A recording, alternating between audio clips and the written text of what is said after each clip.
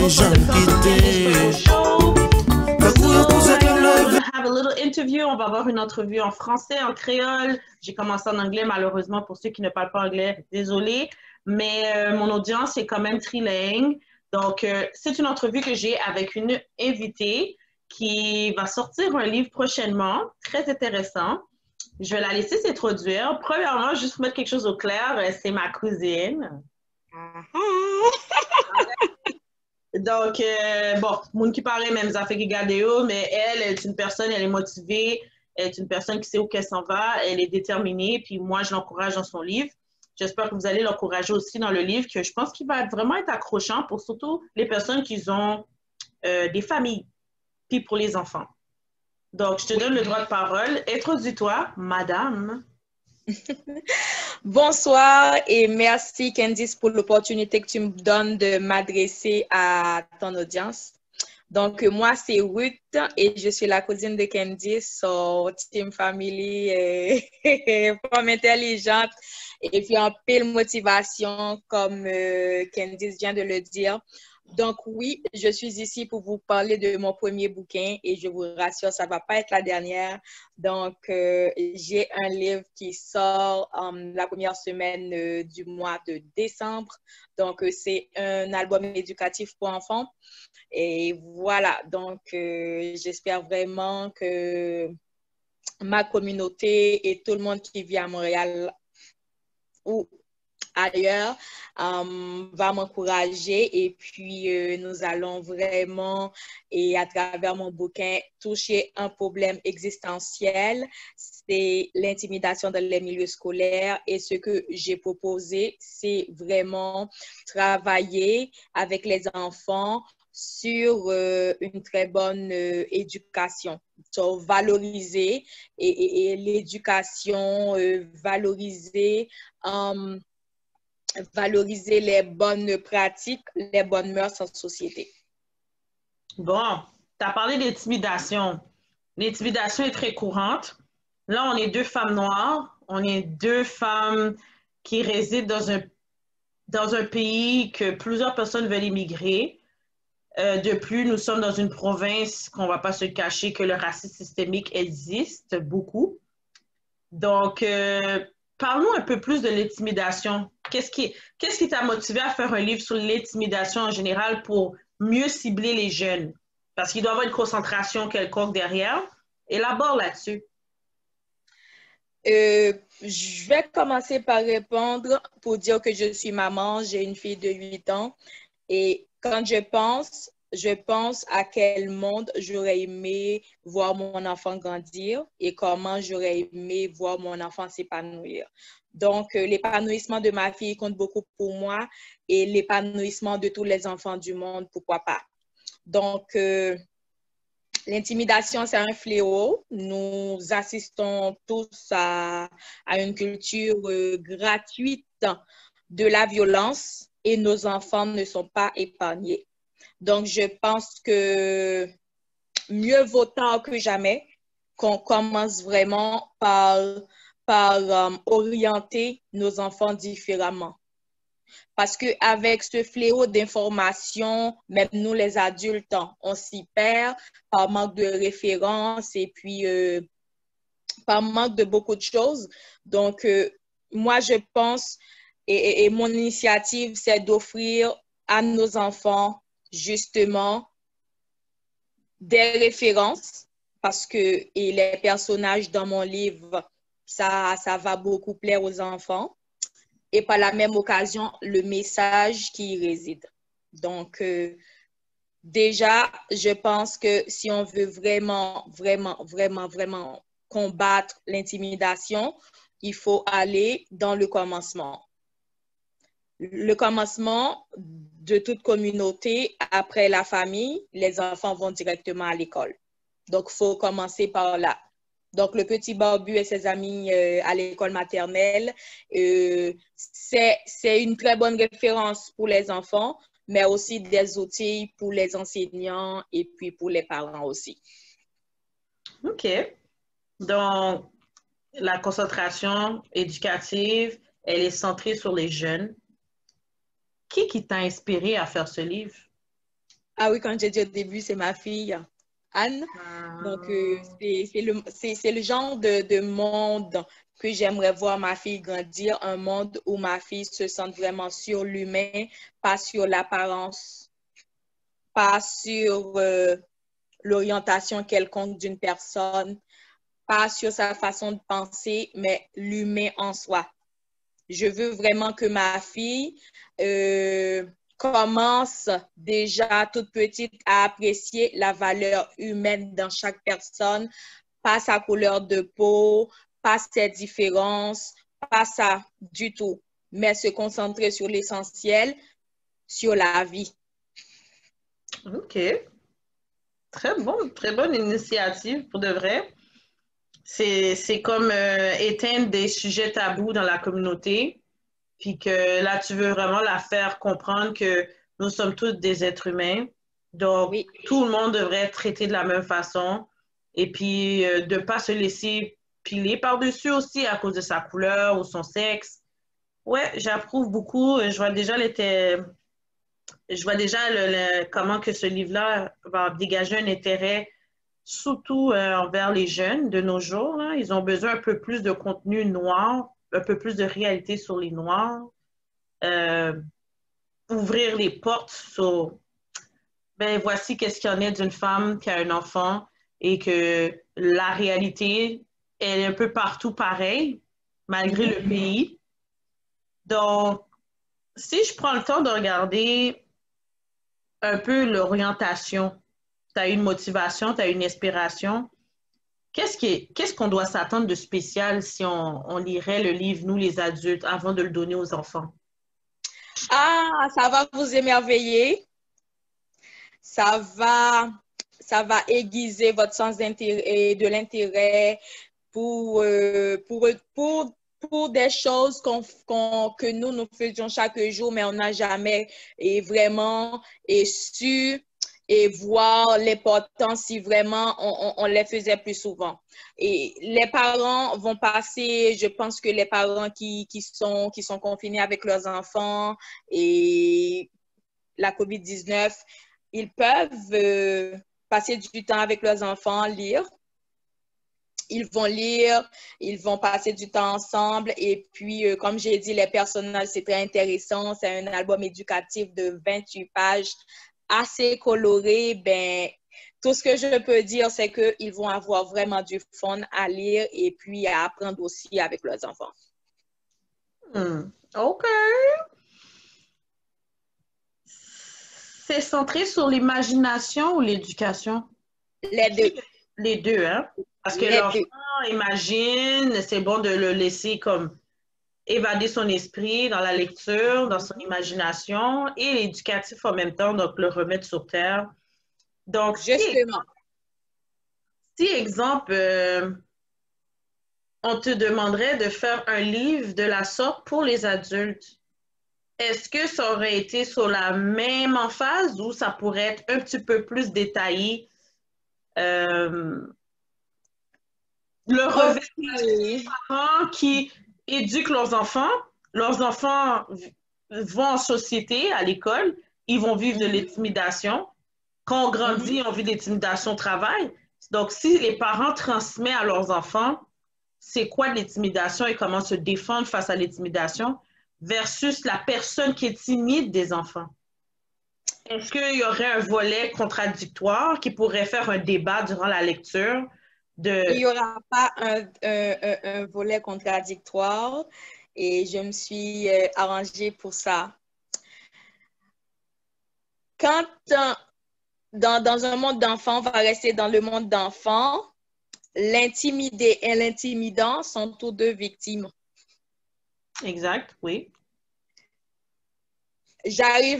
J'essaie même pas d'imaginer un parent qui envoie son enfant à l'école et il reçoit un appel de la direction que son enfant s'est fait agresser. Et j'essaie d'imaginer l'autre parent que c'est son enfant qui est l'agresseur. Ben, on parle de toutes sortes d'agressions, verbales, physiques, Ouais. toutes sortes d'agressions. Le parent ou c'est son enfant qui a été agressé va se poser plein de questions. Qu'est-ce que j'ai pas fait? Pourquoi moi? Pourquoi 10? Pourquoi date? Et là, maintenant, on va comprendre cette frustration et de se venger. Pourquoi pas? Parce que j'en ai dit dans le langage créole, toute guêpe sensible pour si wol, toute miel sensible pour si wol. Mais par la même occasion aussi, il y a l'autre parent, c'est son enfant qui est le bourreau, si on peut se dire ça. Mais même ce parent-là, va se poser encore des questions. Qu'est-ce que j'ai pas fait? Ou est-ce que j'ai raté? C'est une situation assez délicate. Assez délicate. C'est pour ça que je pense que mon initiative va déboucher sur d'autres initiatives, va développer d'autres intérêts. Il faut trouver une manière pacifique pour résoudre ce conflit-là, parce qu'on ne peut pas prétendre de gérer la violence par la violence. That makes no sense. Mais il y en a qui ne comprennent pas ça. C'est difficile et contradictoire, but that makes no sense, résoudre la violence par la violence. Parce qu'on ne va pas se le cacher, on est une communauté qui a une mentalité œil pour œil, dent pour dent. Ben oui, ben oui. Et il ne faut pas oublier. C'est le travail que chaque citoyen conséquent doit s'y mettre immédiatement. Comment résoudre quand je suis face à une forme de violence? Qu'est-ce que je dois faire?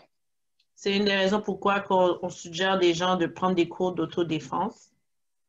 Parce que c'est très important. Puis dans le monde qu'on vit actuellement, personne n'est à l'abri. Que tu es un enfant, que tu es un adulte, il faut que tu apprennes à te défendre avant tout. Et de base, si on prend le temps d'analyser la mentalité de tous et chacun, on oublie souvent dans la communauté de parler de l'ADN. L'ADN en question, c'est qu'est-ce qui est décelé dans ton sang et qui peut tisser des comportements dans l'enfant.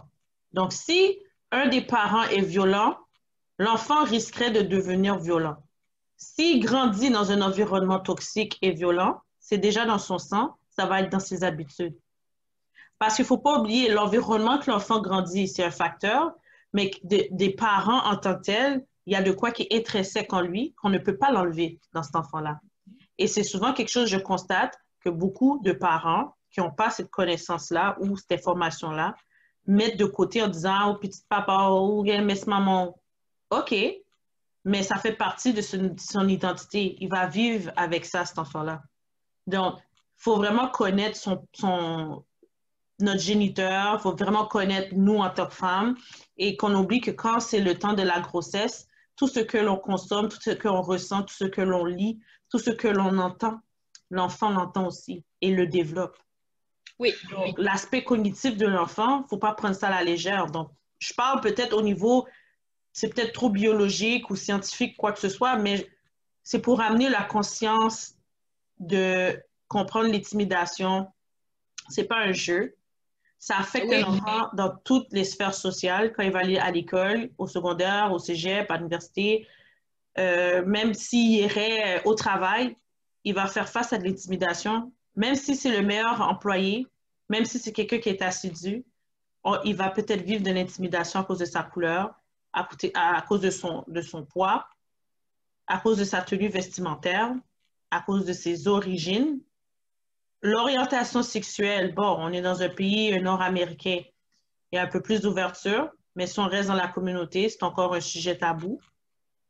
Donc, je comprends où tu t'en vas avec ton livre, puis ça va peut-être rechercher d'autres communautés de comprendre la réalité d'une femme noire écrivaine qui a un enfant pour qu'ils comprennent la réalité. C'est quoi? C'est quoi l'intimidation? De l'autre côté de la chose, tu sais, l'autre côté du miroir. Donc, quel est le titre de ton livre? C'est Le Petit Barbu et ses amis à l'école maternelle. Et pourquoi le petit barbu?